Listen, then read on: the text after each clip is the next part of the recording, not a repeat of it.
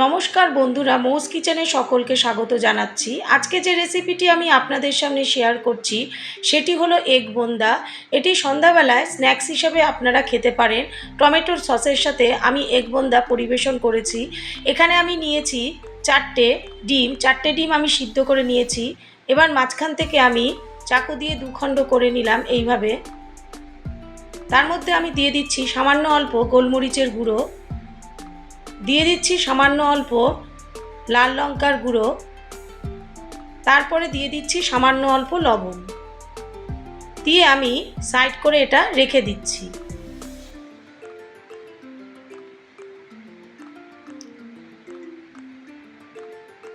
এরপরে আমি এখন ব্যাটারটা তৈরি করে নেব।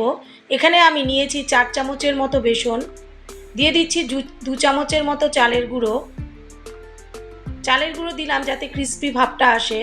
দিয়ে দিচ্ছি হাফ চামচের মতো গোলমরিচ গুঁড়ো, হাফ চামচের মতো লঙ্কার গুঁড়ো, স্বাদ অনুযায়ী লবণ, দিয়ে দিচ্ছি হাফ চামচের মতো হলুদ গুঁড়ো, দিয়ে দিলাম সামান্য অল্প গরম মশলা, আর দিয়ে দিচ্ছি হাফ চামচের মতো চাট মশলা, দিয়ে ভালো করে আমি মিক্স করে নিচ্ছি। এবার অল্প অল্প জল দিয়ে আমি ব্যাটারটাকে এবার গুলিয়ে নেব। একদম পাতলা করে কিন্তু আমি ব্যাটারটা গুলাবো না, একটু ঘন করেই আমি ব্যাটারটাকে রাখবো। দেখুন আমি ঠিক অল্প অল্প জল দিয়ে কিভাবে আমি ব্যাটারটাকে করছি।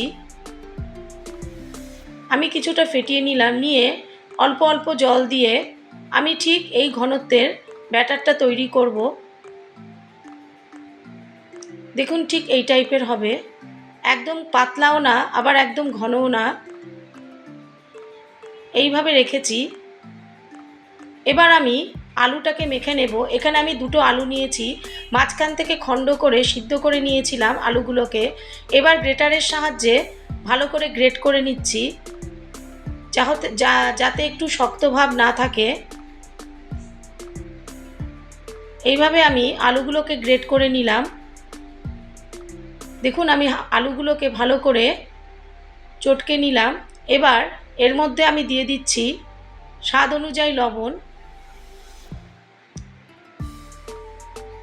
দিয়ে দিচ্ছি। এরপরে লবণের সাথে ভালো করে মেখে নেওয়ার পর এর মধ্যে আমি দিয়ে দেব একটা গোটা সাইজের পেঁয়াজ আমি কুচি করে এর মধ্যে দিয়ে দিলাম, আর দিয়ে দিলাম 3-4টে কাঁচা লঙ্কা আমি কুচি করে দিলাম, আর এখানে আমি দিয়ে দিলাম আদা রসুনের পেস্ট 1 চামচের মতো, দিয়ে ভালো করে আমি মেখে নিচ্ছি।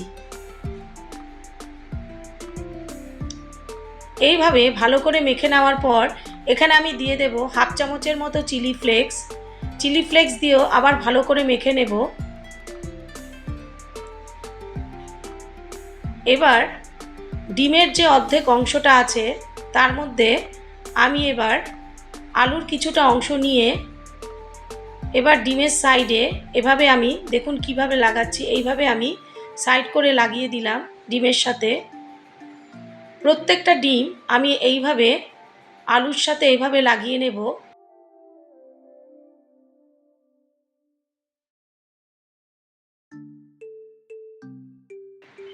এইভাবে আমি মেখে নিলাম, পুরো ডিমের সাথে লাগিয়ে নিলাম।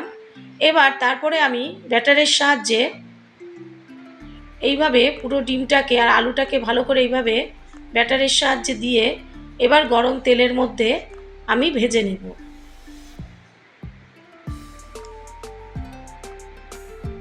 এইভাবে আমি 4টে ডিম আপনাদেরকে ভেজে আমি দেখাচ্ছি। এইবার মিডিয়াম ফ্লেমে উল্টে পাল্টে 2 থেকে 3 মিনিট ধরে আমি এগুলোকে ফ্রাই করে নেব।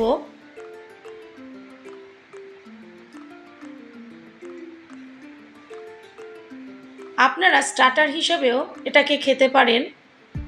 আমার মোটামুটি ভাজা কমপ্লিট হয়ে গেছে। এবার আমি একটি প্লেটের মধ্যে উঠিয়ে নেব।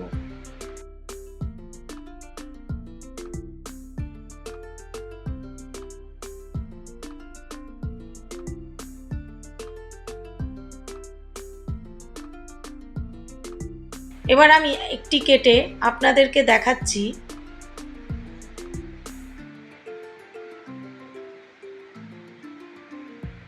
দেখুন ঠিক এই টাইপের হবে।